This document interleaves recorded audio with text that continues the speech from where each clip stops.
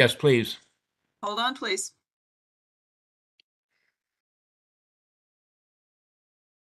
You're live. Thank you. Welcome to the March meeting of the Board of Regents Committee on Academic and Student Affairs. We are marching along, I hope marching into spring soon. And I welcome everybody here. Ms. Davis, would you please call the roll? Yes, thank you. Regent Bloom, Present. Regent James, Present. Regent McCarthy, Present. and Regent Porth notified us that he will be joining late, but we do have a quorum. Thank you. Do we have Professor Susenka here? Not yet, but Not I yet. will notify everyone when she joins. Okay, thank you. First item of business is approval of the minutes of the previous meeting. I'd like to call for a motion to approve the minutes of the February 2nd ASA meeting. I'll move it. Second. Second, any comments or discussion about the minutes? Seeing none, all in favor of approving the minutes of the meeting of February 2nd? Aye. Opposed? Abstentions? Minutes of the meeting are approved. Beginning of this month, we are trying a new format for the Academic and Student Affairs Committee meetings.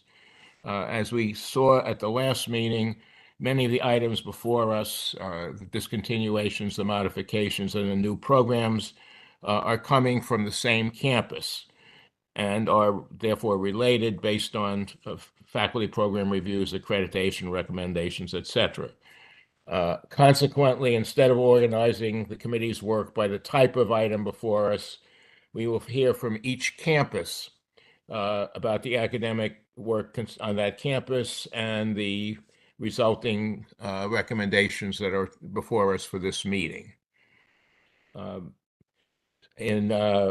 Starting at the center of the state, we will begin with a report from Central. And I just wanted to jump in. I'm sorry, Jim. That's right, Kayla.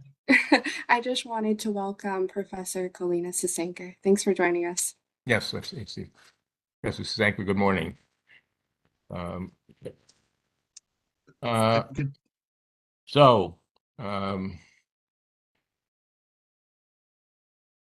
Central, let's get my secret files in order here.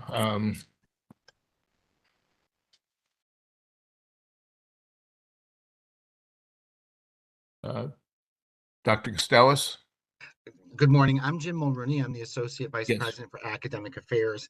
I'm sitting in for Dr. Costellas, who unfortunately had a conflict. She's off campus dealing with other university business, so you get stuck with me. Am I allowed to go out of order? You might as well.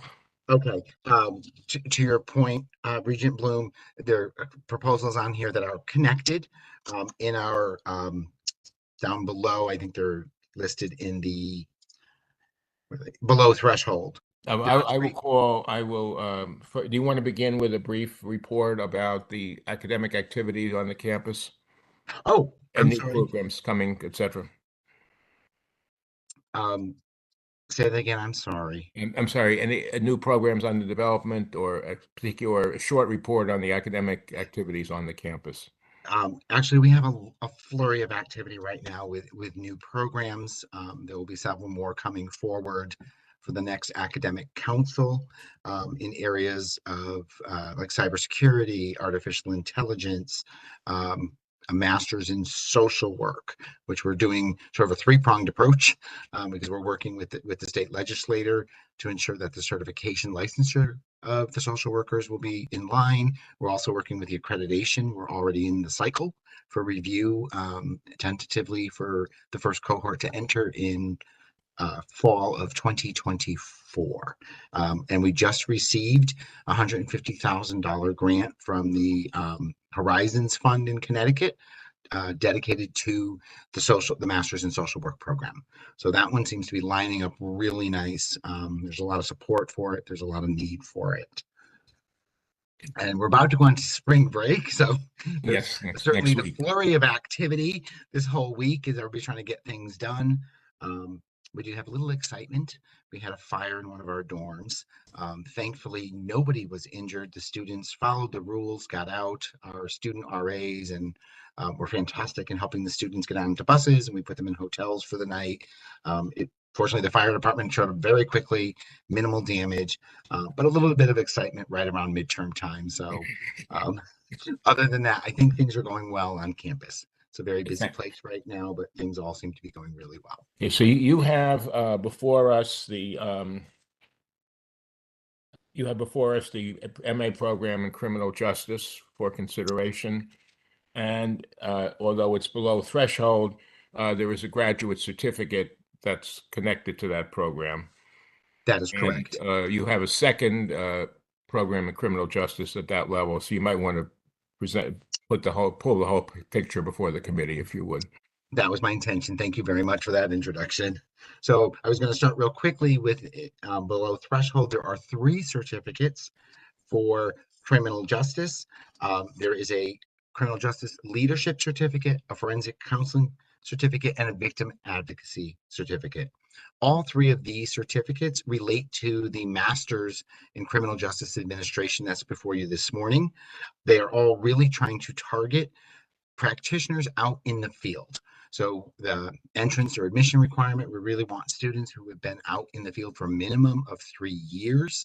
And this is the certificates and the masters are designed for those that are in the criminal justice system who have an interest in expanding beyond sort of the discipline area and moving more into an administrative role.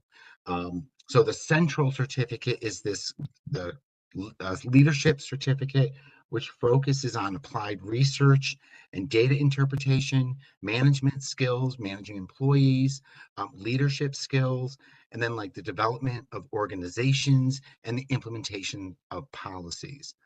That certificate would be attractive to somebody who is out in the field, who's looking to sort of get their feet wet, if you will, in sort of a leadership role. That certificate is also stackable into the master's. So the leadership certificate serves as the core. All students in the master's in criminal justice administration would be required to take those same courses that are listed as part of that certificate. Then the other certificates are more focused areas. One in forensic counseling, where we're looking at offender counseling, risk assessment, offender profiling, delinquency intervention. And the other one is victim advocacy, where again, domestic violence, mental health, victimization, women's issues, hate crimes. So students can elect to sort of focus in a particular area, and this might relate to where they're currently working if they're in an organization for victim advocacy, for example. And these certificates can then also stack into the master's. So the master's in criminal justice administration is designed with a core and then a series of electives. And students can choose to select random electives from all the different courses and mix and match, if you will, taking courses from forensic counseling, victim advocacy, or some of the other upper level criminal justice courses, or they can choose to fill part of that elective portion of the program, focusing on forensic counseling or victim advocacy. As Regent Bloom mentioned, we do have another master's program. We have a master's in criminal justice. This is more of a discipline specific master's that for those students who would have an undergraduate degree in criminology who are looking to advance their knowledge and skills specifically in criminal justice, as compared to the master's, which is taking somebody who already has those sort of knowledge and skills and is looking for an advancement in their career in a different direction. So in a way, the 2 master's programs actually complement one another. They really are targeting 2 different populations. We see the master's in criminal justice administration being attractive more to a non-traditional student. This is why we're offering it as in a high flex modality, which means that it can be students can be sitting on campus in class, or they can stream in simultaneously, which offers really opportunities for the working professional who may have, not as easy for them to come to campus every single time for class. And that's why we've chosen to do this high flex modality. That's everything I wanted to say. Uh, Even the design of the two programs is slightly different, where the master's in science and criminal justice ends with a thesis. So it's more of a discipline specific area. And the master's in criminal justice administration ends with a comp exam, as this is really focused more on building a new skill set, applying the knowledge of criminology now to a leadership position. I think those were sort of my talking points real quick. I didn't want to go on forever. Okay, well, let's see what questions we may have from the regions. First of all, may I have a motion to move this master's program forward? So moved. Second, is there a second? Second. Thank you, Regent James. Comments, questions from the regions?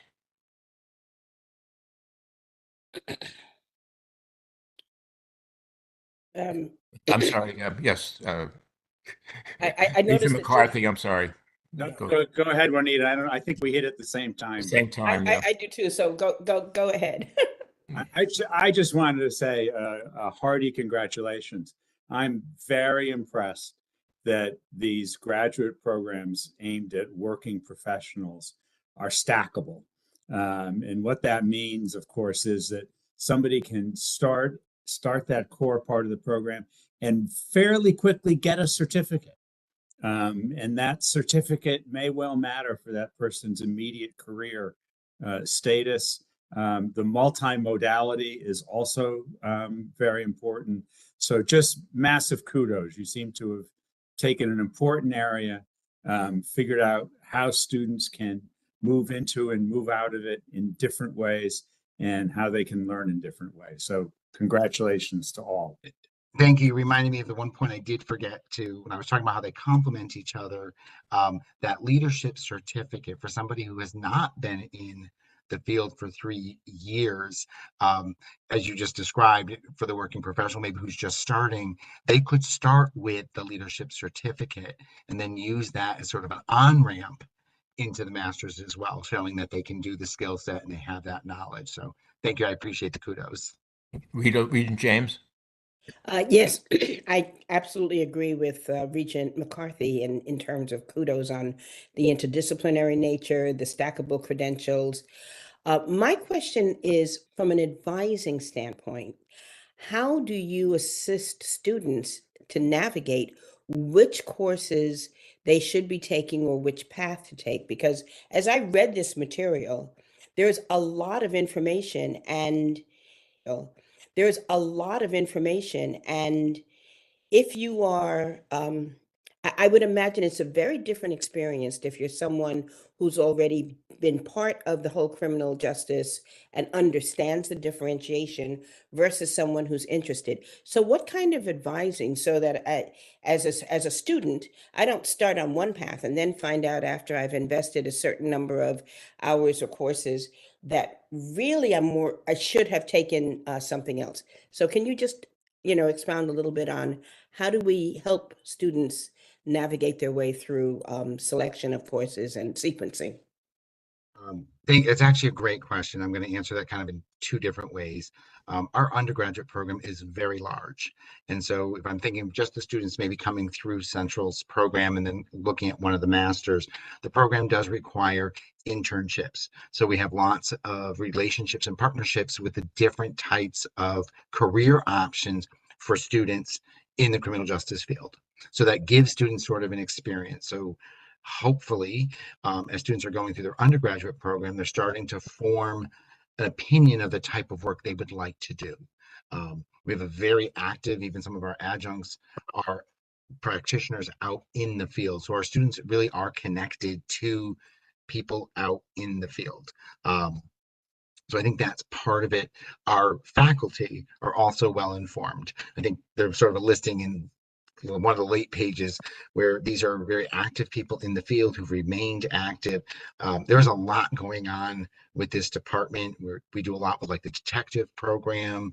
There's talk of we're currently talking about a forensics lab on our campus. So there's there's a lot of connections with the field itself for students to meet with. And these people are available to meet with our students. So I think the students get firsthand experience in internships in different types of career choices. They get the opportunity to meet with practitioners in the field who get to share their experiences, and then a very knowledgeable faculty base who also can help students to understand.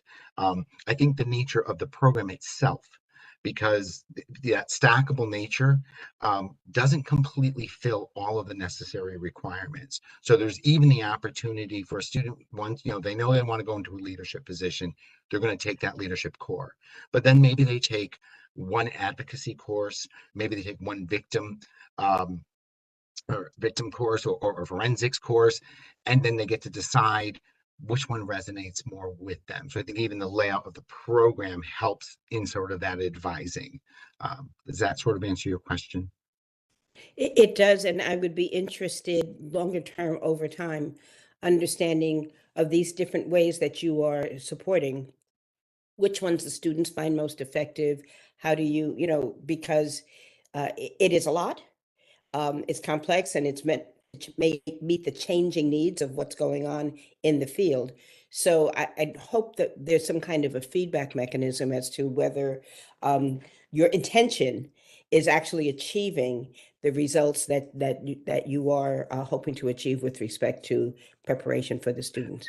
I agree 100%. You're going to probably have the similar question because a lot of our programs now are designed kind of with this flexibility in mind to be responsive to both students' interests and workforce development.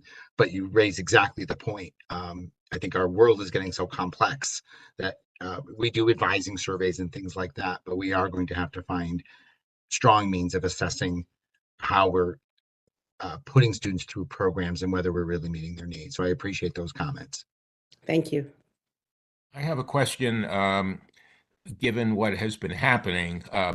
In Uvalde, the failure in the criminal justice system seemed to be a failure of command and control at the scene of the student massacre at the school. This program is for practitioners. So does it address the issues that came up as a consequence of what happened at Uvalde? I'm going to say sort of. That's a very tough question. This is an area where there is not a lot of programs available that train people in the profession to be leaders, to analyze data, the research aspects. I would like to believe that equipping practitioners with these skills, how to implement policies, how to manage an organization, would better be able to address what you're describing. Some of that we'll have to watch and see how it plays out. That's right. I have a little bit of a weak answer. Unfortunately, given what's happening, perhaps this should get a little. Maybe you want to look at the curriculum and see for future development that it might. I mean, this unfortunately seems to be becoming more common rather than less common. True. And we rely in those situations. We rely on law enforcement to be able to do what we hope they're trained to do in those situations. And I do think that's a part of it. I think some of the other courses sort of understanding sort of before it happens, sort of that, the delinquency prevention, the profiling. So understanding what drives people to do these horrendous acts, and that is embedded in the program. Yeah, I'm thinking more of when the acts do happen, and Right. and we're in those situations. I mean, it's I'm sorry to put it, it's a kind of fascinating case study in failure. What happened in Uvalde. I agree. Yeah. Any other comments, questions? All those in favor of approving the MA program as presented? Aye. Opposed? Abstentions? Program is approved and will be presented to the full board in due course. So thank you very much. This was a very interesting presentation, and Thank you. we appreciate your cooperation and presence. Thank you. The next we're going to travel around the state to Western. Provost Haggadas is here, I hope. He's here. Yes, good morning, Regent Bloom. morning. Thank you. Welcome. So Thank you very I'm sorry.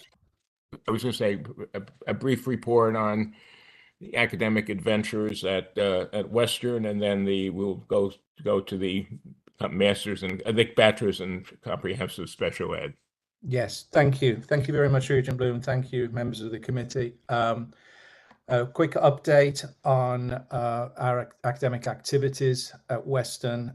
Similar to Central, we have a flurry of work going on, particularly looking carefully at reconfiguring some of our programs, modifying them to align with student needs and workforce needs as well. I've had the pleasure now coming to the spring break, so half a semester here at Western, to meet many of the faculty, and I have really enjoyed meeting them, getting to know them, getting to know their aspirations as well. They are we've got some great faculty, a lot of expertise in multiple areas, who are thinking very carefully about programs and designing new programs, working across departments as well, collaborating, which I think is really exciting. And we are looking at both undergraduate and graduate programs. I think you're going to see more graduate programs coming forward as well in particular areas which meet our faculty expertise and the needs out there. We have some concentrations that are being developed. We're looking very carefully at 4+1s as well, where appropriate and makes sense. We have some programs that are hopefully coming forward to this committee soon in artificial intelligence, redesigning our music ed masters to include new concentrations in jazz pedagogy, which is really fascinating, focusing on STEM. There's development of a new program at the undergrad level in bioinformatics. And we're looking both at serving regional needs and needs in Connecticut, but also looking international as well in areas that make sense, particularly in artificial intelligence. A lot of these programs are work with partnerships with our local businesses, with our local hospital systems, our schools, to ensure experiential learning for our students as well. So there's a real commitment here to rethinking what we do, increasing and turning our enrollments around and increasing our enrollments in areas that really matter for our students and for the workforce needs of our state. So I'm really excited, and we'll be coming back with more in the future. There are two items that we're bringing forward today, one for your vote and for information. We have a new program. Would you start with the information, the concentration in cybersecurity? I will, yes. And, I'm also joined by two of the deans from Western, Dean Palladino from the School of Professional Studies, and Dean Hassine Hajadeh, who is the dean of the Ansel Business School as well, who joined me today. And are here to, if you have any questions. The below threshold item is a new concentration in our existing MBA program. This new concentration is to help prepare the next generation of cybersecurity managers for leadership positions, particularly in areas of cyber risk and enterprise risk management. There's a lot of need for that, and it's built into our already successful MBA program. Okay. Would you now like to discuss the item that is before us? Certainly, thank you. The new program for special ed paraprofessionals. That is an accelerated program designed specifically for paraprofessionals to gain their certification in special ed. Special education teachers is the highest shortage area of teachers by far in our state. And so I think we're all looking at creative ways, pathways for various professionals to enter into the teaching profession and to be certified to teach special education in our state. The proposal supports the educational needs of our region. It has strong support from our local schools. We've included letters of support there. And so we will be, there'll be 2 pathways from our schools where our paraprofessionals are, as well as transfers from our community college system. In addition, there will be opportunities for Connecticut state grants to also offset some of the costs to support our paraprofessionals who are on a fairly low income to start with. So it's an important program to serve our needs of our region and to build capacity in our teaching workforce here in the state. I'm welcome to take any questions, and Dean Palladino is here We as will well. put it. We'll make a motion, and then we'll open it up for questions. Thank you very much. Thank you very much. Is there a motion to move the recommendation for the? I'm sorry. Is there a motion to move the recommendation for the bachelor's program forward? So moved. Second. Questions and comments from the regents about the program. Regent James. Yes, I just want to commend you. There is such a growing need for this area. I'm also curious in terms of further research into why there's such an acceleration and growing requirement for students asking for special education or being classified as special ed needs. I mean, I know in Lower Fairfield County, the growth in terms of numbers of students who are requesting these services or being identified has really proliferated, and parents are really struggling because there aren't enough resources available for their children to actually even fulfill the IEP requirements that are coming out of the analysis. So I commend you for recognizing this and addressing this. And I do think we need to go one step further. Is it really, what's the cause effect of this proliferation of students who are requiring these particular services? Question for the future, but I just wanted to comment that I'm very happy to see you addressing this need now. Yes, thank you. I mean, in my time at Southern, when I was the Dean of Education there, we had several special education programs, and my time there, I learned a lot about the history that has evolved.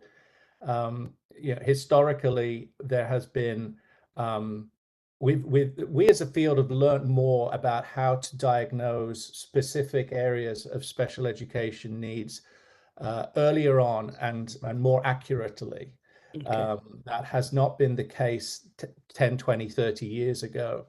And to specify what particular need there is, whether it's a learning behavior, emotional, or otherwise, or to how to accommodate for students with physical, emotional, or physical disabilities.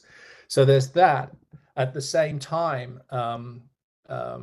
there has been less students going into the field. So you've got this effect where you've got increased needs and more clarification of what the needs are for our students early on in the early grades as well, going through, but less people wanting to go into the field. And I saw this drop off, unfortunately, post-COVID. Mm-hmm. And it's a challenge which I think all of us in our system are trying to address and to support in lots of different ways. And there are multiple areas, multiple pathways into this profession.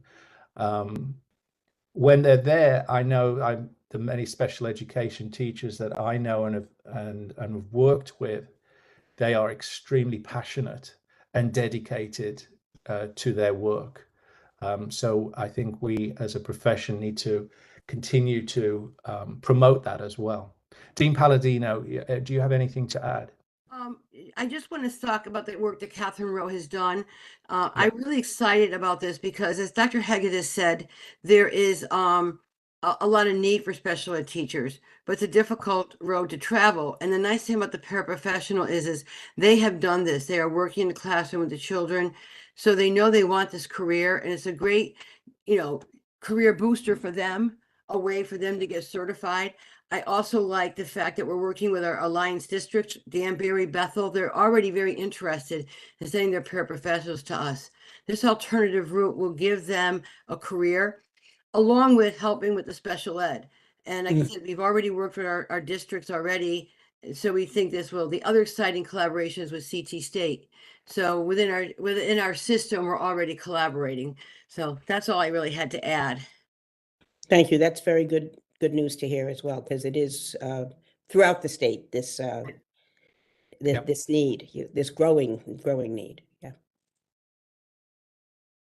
I have a question kind of from the other end of this, which is not really directly related to the program. Obviously, we have special education and higher education as well. I mean, special education accommodations for students in various programs. And one troublesome thing that I know a number of people in the legal and accounting field who, when students come through law school, particularly, which I'm most familiar with, or through accounting programs with special ed accommodations, and then they end up in the workforce, and the partners in law firms expect people be able to handle what they're handling, quickly. In the accounting area, this is tax time. So, some of the people I know in accounting say that they don't have time to make accommodations. So I'm interested in how the students, how the teachers in this area kind of prepare the students for their emergence into the world of work, if I may call it that. So that's a really big challenge. Depending on where the students are at in their needs with their IEP, there are transition schools and academies. But after the age of 22, many drop off. And so I think it's a real societal need for us in higher ed, particularly, to think about those pathways and those programs that can help them transition into society and into a successful, having a successful life and career as well. There are particular areas that some will be suited to, and it's a lot about advising and helping identify and understand those students and and to put them on a successful pathway. But you've highlighted a major challenge, not just in Connecticut, but nationwide. It kind of goes back in part to Regent James' point about advisement. It seems to me that advisement is one of the key aspects of all of this. Yeah, and I've said this many times, strengthening those partnerships between our school systems and higher ed in general is critical. And then into the workforce, that's still a major challenge for us. And I think collaboratively we can work together on that. Okay. You're muted. Oh, but I just wanted to, add that I agree with that. It's hard with the accommodations. I hear what you're saying because we all work in professions, but this is something that by law we have to do. So by having, I think this program of educating paraprofessionals who are already working with the children will actually help that because they have a better understanding of what they need. And I just think that, it is a challenge, but the more programs we have or more teachers we have, the programs are going to be there whether we have the teachers or not because it's required, but having the more teachers qualify, I think, can help that along the way.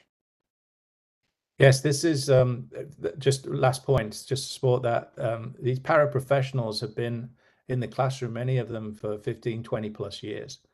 They have that experience, and they just don't have the certification to be the official teacher record. And this is a initiative that our State Department of Education as well supports and knows, and there are needs and are supportive of all of the EPPs in our system. So Many of them they'll find, even though our teachers are still underpaid, we'll have a pay bump from this, and many Yes. will be earning double in some cases from what they're earning as a paraprofessional.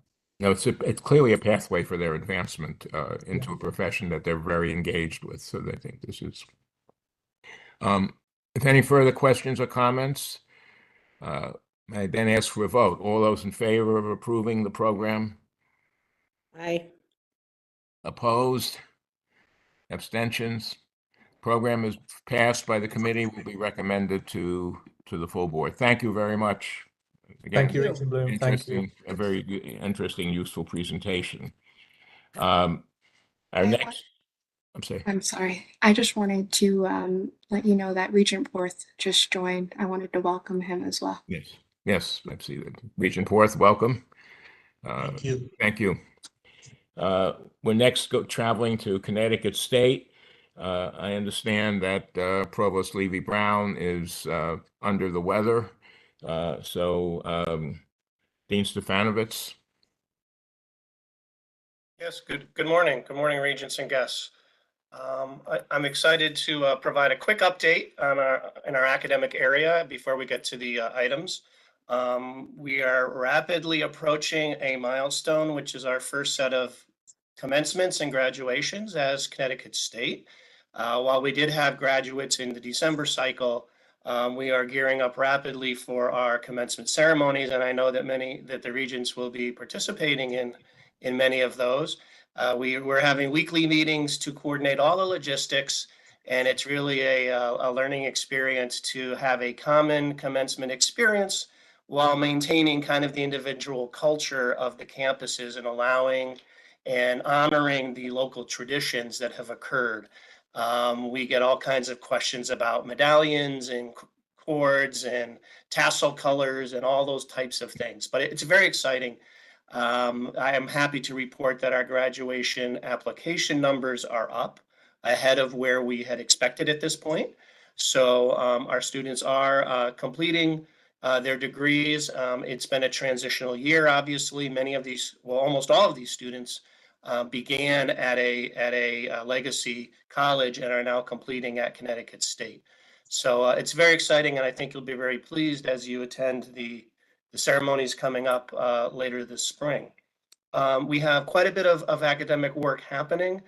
Just to share one data point, I recently received, since our curriculum congress and our governance structure stood up formally in January of 2023, we have actually worked and approved over 300 individual curriculum items for Connecticut State. Some of these are changing a prerequisite, changing a learning outcome on a course.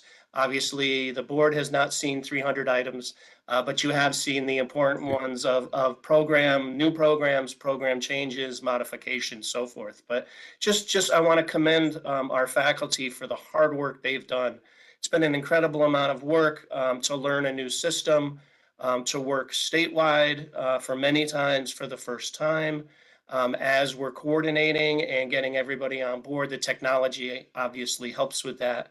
But quite a bit of work being done, and you know that quite a bit of work was done prior to the official merger to align our programs and our courses. That work is simply just continuing with tweaks, with important changes, with new programs. In the future, I anticipate you'll be seeing some changes to our computer science and computer networking degrees. We saw a few of those recently. You'll see more of those. You will hopefully see a new LPN program coming forward that's in the final stages. We're working on a plastics and injection molding program to meet industry needs, which is very exciting, as well as changes in our communication and new media programs. So, you know, curriculum is a living item. It's always changing, and Connecticut State Community College is always trying to improve our programs as well as meet workforce and industry demands. So I'm really pleased, and I want to thank our school area deans, some of whom are on the call today as well, for helping to shepherd with the faculty these curriculum changes. So we have a few items today that we're excited to present. Would you like to start with the discontinuation? Sure. The discontinuation is relatively easy. It was a program that during consolidation, we realized became kind of a duplicate. We do not have any students in that program, and we have similar courses under hospitality and culinary. This was primarily offered at the Gateway campus of Connecticut State in the past. Motion to approve the discontinuation. Second. Second. Question? Second. Thank you. Questions about this item? Seeing none, all those in favor of approving the discontinuation? Aye. Opposed? Abstentions? This item is approved. Modifications. Thank you. So if I may, I think it would be useful to do the two music programs together. Yes, I'd be happy to. And I'd like to introduce in a moment our Dean of the School of Arts and Humanities, Dean Brad Baker. Also, we have some content experts, subject expert with us, including Dr. Deborah Simmons, who coordinates and leads the accredited music program at Manchester. I just want to take a moment to congratulate her on her recent renewal of the National Schools of Music accreditation for that program. That is an incredible amount of work, and congratulations, Deborah, on that. That's wonderful. And it is the only accredited music program in the area. Deborah can explain more. But I will introduce Dean Baker to frame this, and then we can have the faculty answer questions as needed. There's a little bit of history related to this, related to alignment. And Brad, you can speak to that. But basically, we had music and music-like programs. We had a performance arts program at Naugatuck Valley. And we had the accredited program at Manchester, which is a long-standing program with a proven record. And Brad, you can speak to what happened during alignment and how we're kind of separating those back out at this point, if you could. Thank you, Mike. Good morning, regents and guests. Nice to see you all. I'd like to join Mike's congratulations to Dr. Simmons and colleague, Dr. Carolina Flores at Manchester, for being reaffirmed through NASM. Anyone who's participated in a NASM accreditation process understands that it feels like it takes 17 years to accomplish. It's a heavy lift, and bravo to you. Nicely done. Accreditation often does feel like it's a heavy lift, I've been a part of this process in various incarnations. So it's a big deal, and we're very, very proud of that program. During that reaffirmation process, NASM asked us to change the program title from music studies so that it aligned with the other NASM music programs. The recommended new title is Associate of Arts in Music Studies, and that's the simplistic justification and reason for this first proposal. If you have any questions, Dr. Simmons is here.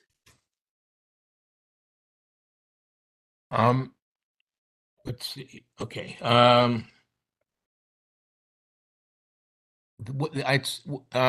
In going through these, I'm sorry, before we do that, may I have a motion to approve this item? So moved. A second? I'll second. Okay, thank you. Okay, the motion is on the table.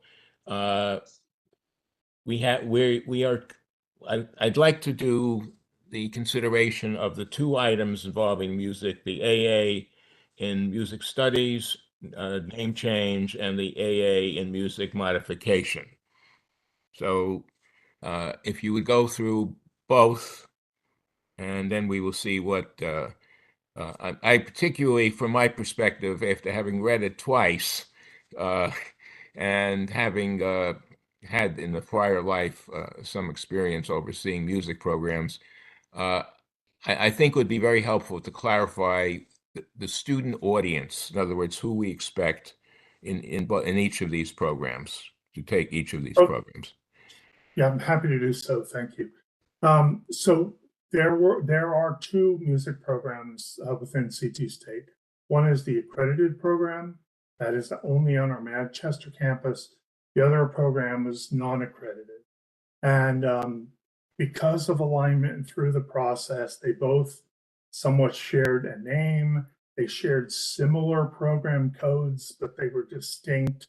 And so the change to what we're proposing is MUSX music, simply music, is to help distinguish and differentiate between the two programs. There was some confusion as to whether or not the Naugatuck Valley program was accredited. It's not. And so we're cleaning up the differentiation between the two. Manchester's accredited program is extraordinary, led by the faculty, and will continue to sort of attract students who want to go through this sort of expansive rigidity of an accredited program. I know that our sister universities, many are NASM accredited, and that can help those students in transfer. The other program is the open admissions program, non-accredited, heavily elective centric, so that students who are interested in music have the opportunity to sort of feel their way through, find out, am I an instrumentalist? Am I a vocalist? Am I a composer? Am I a music theory person? And so the new modification of the second degree is simply taking the curriculum and separating it between 7 different program areas. The program areas are complete with the courses that were largely in the previous program, with additional courses, so that students have a choice within each of these 7 program areas.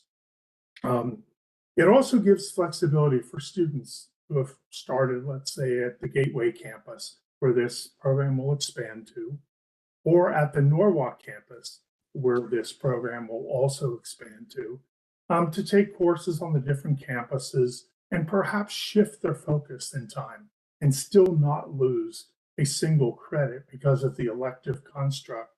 It allows students greater flexibility. And overall, the modifications reduce the total minimum number of credits needed to graduate from 65 to 62, at the same time allowing students to complete this program in a timely fashion. Let me ask for a motion to approval of the 2 items together, and then we will open it up for discussion on the part of the regent. So I would like a motion to approve the modifications that are 5C1 and 2 on the agenda, the 2 music programs. Is there a Can motion? make that motion. A second? Okay. Second. Comments from the regents, questions? Regent James. My question has much more to do with the enrollment pipeline for music programs. Over the last several decades, I've noticed an alarming trend at the elementary school level to not provide the resources and funding for music and arts programs as they shifted focus to STEM.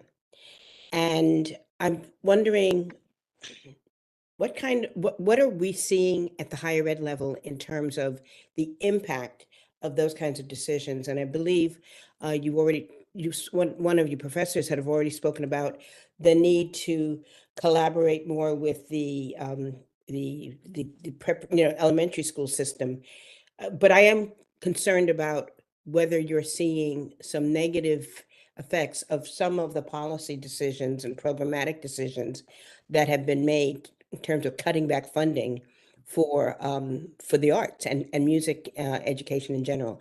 And I also want to congratulate Dr. Simmons, because I think that is an extraordinary accomplishment, and very much appreciate your investment of that time, as well as our system's investment of time and focus on the importance of music as, from a curricular standpoint, from a development, from an academic standpoint, intellectual development. There's so many aspects that we know that are positive in terms of the relationship with music education to, creating a well-rounded individual. But somewhere we lost that narrative over the last few decades in terms of what's happening in the K through 12 system. Regent James, thank you so much for that question. I'm going to defer a response to that question. We have two music coordinators here, Professor Arthur Hernandez from the Gateway campus, Professor Eric Balboni from our Norwalk campus. Arthur or Eric, would you like to respond to Regent James' question about what we're seeing in terms of the student pipeline? Brad, I believe that Deborah has her hand up, so I would defer to her. Very good. Dr. Simmons. First of all, thank you so much for your support of music and what we're trying to do here with CT State. In response to your comment, it's interesting you said STEM, whereas in a lot of areas, they're moving not just from STEM but to STEAM, which includes the arts. One thing I will say is that whereas there are some aspects of that being presented on the elementary school level, in middle and high school, especially during in the aftermath of COVID, a lot of music teachers literally walked off the job. So in looking at the state job things, there is a shortage of music educators in public school. So that's one thing. So much so that even at the Manchester campus, area high school principals and teachers have been approaching our program to see if we have students who could serve as per diem substitute teachers. It's been that bad. So so that's there.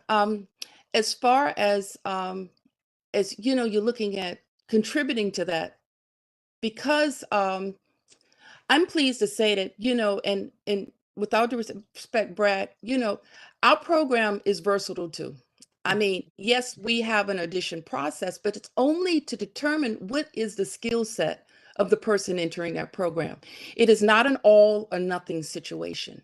If students, just base knowledge, we do everything we can to assist them with determining how they can improve their skills and bring them on anyway. And and it's also in a case of like ear training and things of that type. If they're not quite there yet, we give them the tools they need to practice, and we invite them to come back and revisit our assessment process again. So that's there. The other final thing I want to say is, many of our students have gone straight into the CSUs.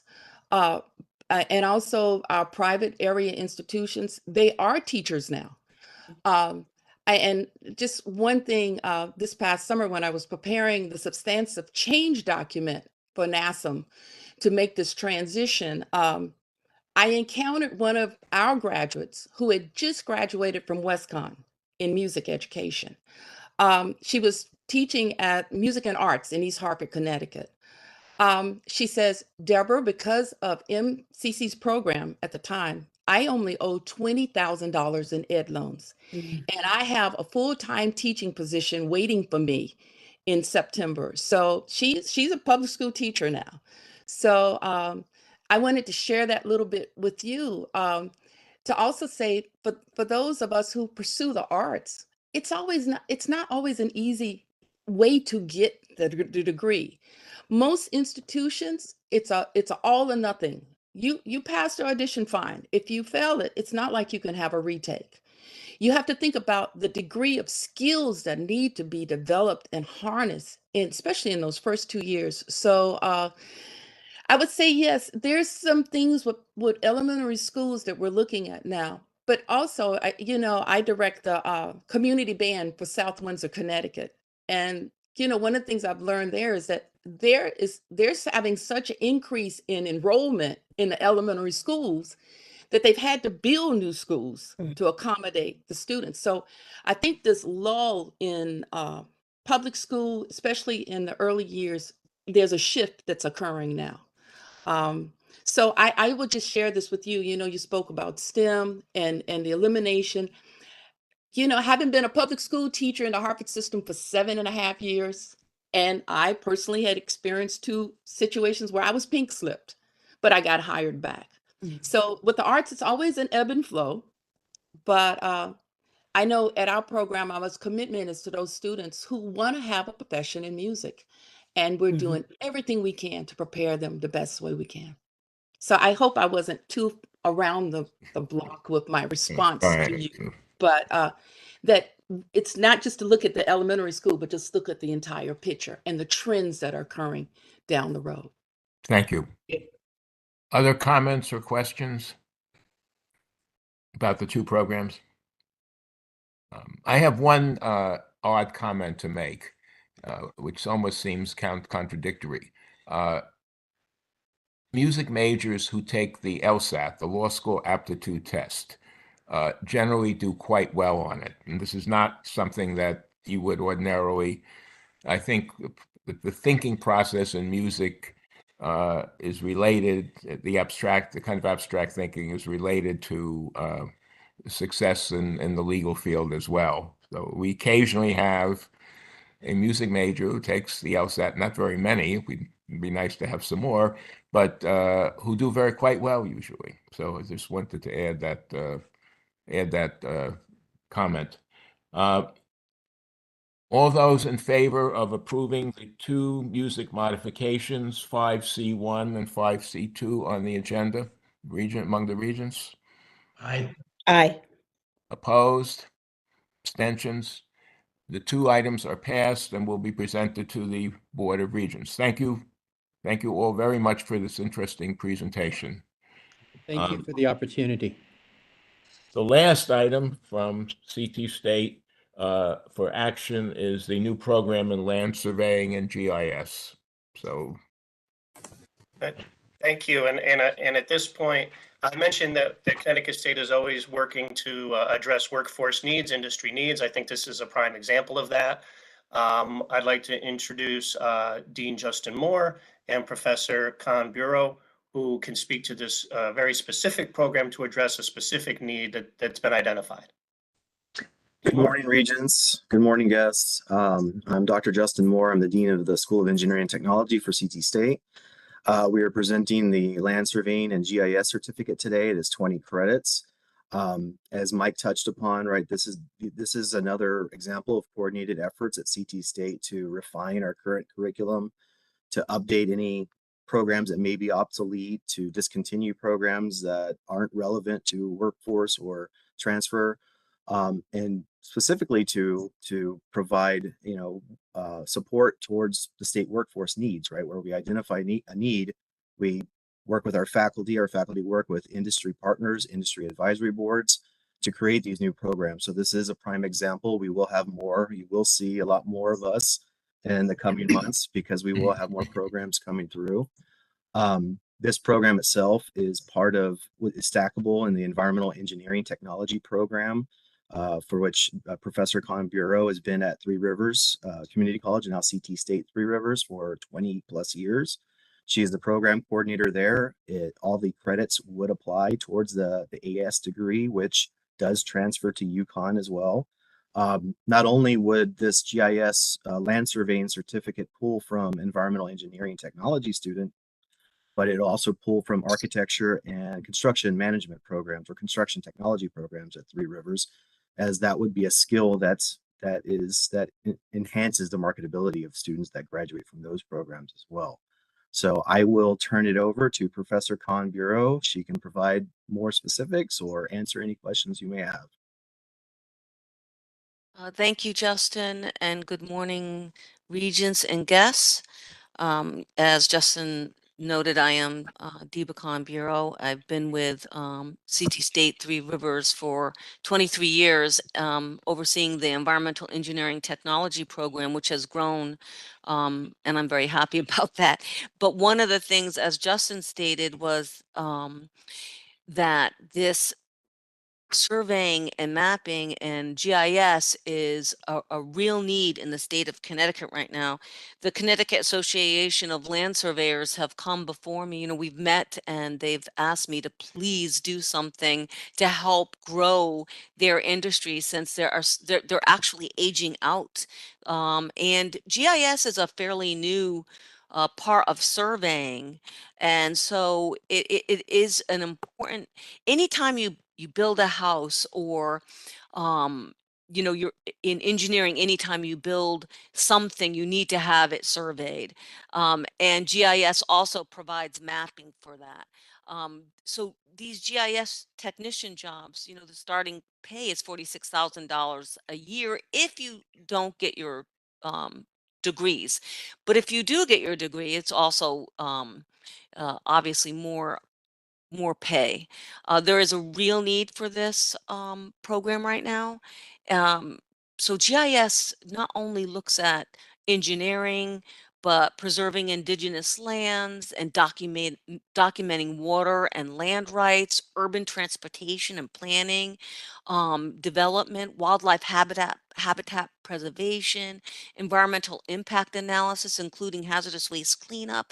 There's a real need for these types of folks. And I have students right now in the program that they need to take GIS in another class, and that would get them their certificate. So it is stackable. It's part of the environmental engineering technology program. Students can transfer to UConn. I have a 2+2 agreement with them, but also Southern has a great GIS program too over there. So is there any questions I can answer for you? Well, okay, first we will motion to put this program forward, the certificate. So moved. Second. Questions or comments about this program? Very quick question. From Mr. reading the James? material,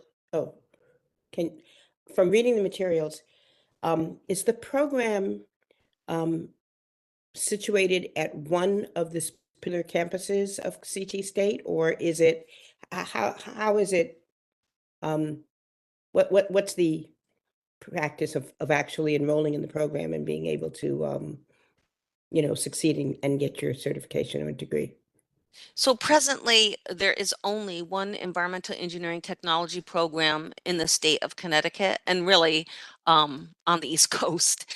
And so the land surveying and GIS certificate, it could be offered at other campuses at some point, but right now it's just at the Three Rivers campus.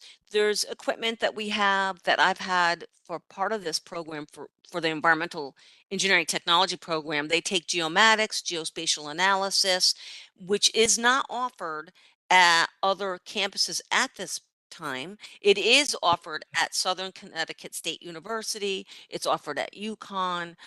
So my students in the program can transfer. It's just that at this time, there's only one campus that offers it. Thank you. You're welcome. Thank you. Regent Porth? I just wanted to commend everyone that's involved in this work.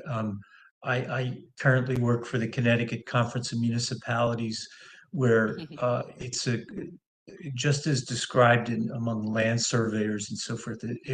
There's a real shortage of people trained in the area of assessing and building inspections and zoning and so forth. And this kind of training is, I believe, a fundamental part of preparation for that work too.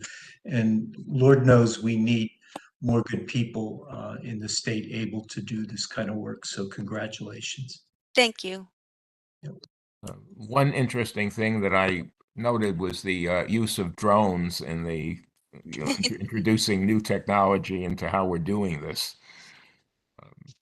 Yes, drones are very important. And it makes life so much easier for the land surveyor and people doing mapping.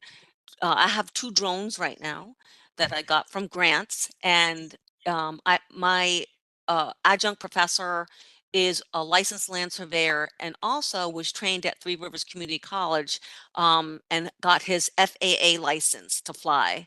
So yes, it's great, and the students love it. I bet they do. Yeah. They do. Regent McCarthy? Yes, not to get too personal about this, but I want to thank you, Dr. Conborough and Dr. Moore for this program. And I'll just give you a little snapshot of some of the problems people face. I'm in desperate need of surveyors for my backyard, which happens to sit in a wetlands district, Yep. a historic district, nationally registered. It has historic structures, walls, outhouses, the whole. You have no idea. Well, you do, Dr. Conber. I'm sure you do have an idea how difficult it is and how vitally important it is to get these things surveyed. And you know, it's not 500 acres. It's barely an acre, but it's still just as important. So thank you. Oh, thank I you. hope I'll encounter one of your graduates sometime soon, because it's really hard getting people to do this in small plots because they're all worried about bigger developments with good reason. But congratulations. Thank you so much. Thank you. It was a wonderful presentation. Thank you. Can I have a motion to approve this item for the certificate for transmission to the board? Absolutely. So moved. Second. Regent McCarthy, thank you. Thank All you in so favor? much. Wait, not yet. Aye. All in favor? Aye. Opposed? Abstentions? Now, congratulations. Okay. Thank you so much. Thank you. Thank you. I'd like to ask Dr. Stefanovich if he wants to say something about the below threshold item on public utility management, which struck me as a particularly interesting program. Sure. Basically, this is an existing program where we've simply added an elective to that. So it's a below threshold, led by Professor Wesley Winterbottom, who coordinates the program. It's a longstanding program. It's just a small tweak, but again, an important workforce development need to have. Thank you. Mhm. The final item for approval of the committee. I'm sorry, Regent McCarthy. I'm sorry. Yeah, with your permission, Regent Bloom, I'd like to just raise a question, not to be answered right now, but just to help me better understand this process. I want to preface it by saying that there's been great changes in the last two meetings that I really appreciate, the change in schedules and the more rational approach to the discussions. And I think we've seen today one of the consequences of that. I just want to, again, thank Professor Simmons, Dr. Mulrooney, and their colleagues, Dr. Moore, Dr. Conborough. I thought today's session, we got a wonderful set of insights into what's going on at the campuses and the programs. And that's in no part due to the fact that we had time for these discussions. And I just found all of them so valuable that I want to encourage us to have more of that time at every meeting. And it's interesting today. So my question today, and maybe this is for Dr. Diamond to think about and maybe get back to us, but I'm curious about the difference between below threshold and vote needed. Because I mean, we had several modifications that were in each of these categories. Some needed votes, some were below threshold. We just heard about one that was below threshold and some others that needed votes. I have some general sense of why something goes in this category. I think I might be helped by a more specific sense. And I started with the value of the general discussions we've had, because I'm really interested if we can do even more to put more programs into the below threshold category, allowing us to have more time to discuss important substantive issues going on in the campuses. They're just more interesting conversations for me. Again, Ansley, I don't want an answer now, but just, you know, if we can think about it and help me better understand why something's in one category and not. Yeah, we will keep working on the agenda and the items that we're dealing with. So thank you, Regent McCarthy, for the comment. The final item is the approval of the honorary degrees. There are 4 honorary degrees listed. So I would appreciate a motion to approve the honorary degrees. So moved. Is there a second? Second. Okay. Any comments or discussion? All those in favor of approving the honorary degrees? Aye. Aye. Opposed? Abstentions? Honorary degrees are approved for recommendation to the full board. Regent McCarthy? One comment, an impressive group of people, and kudos for the selection committees. Yep. Yes. Very impressive. Yes, I second that, third that, whatever as well. I want to, we've completed the agenda. I just want to thank everybody for their participation today. I second Regent McCarthy's comments about the fact that we have learned a great deal about what is going on the campuses, and in a way that I think will be very helpful as we move forward to considering programs in the future. In some cases, not today. One of the issues we'll need to think about is the array of programs among the campuses, and the situations where there may be more than one program, a similar program in different campuses, and this is not having anything to do with today, but one of the purposes of the board committee is to look at the bigger picture. And we don't want to create a situation where we're stepping on each other's toes among the campuses, because that's not useful for anybody. So that's just a comment. That's not, as Regent McCarthy made, it's a comment for future. But that's one of the things the committee will be looking at as we move forward.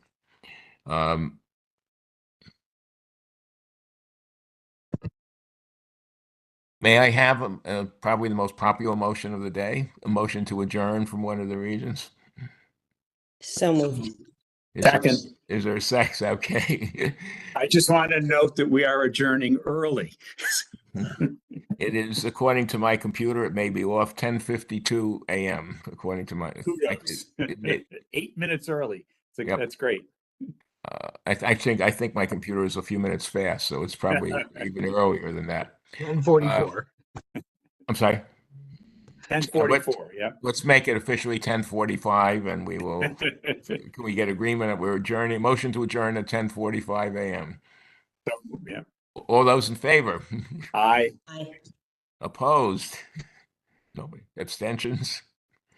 Again, I thank everybody for their participation.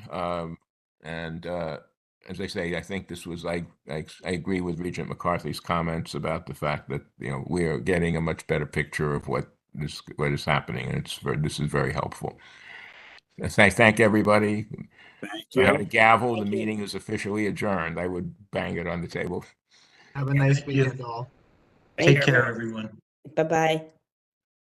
YouTube has stopped. Recording of the WebEx has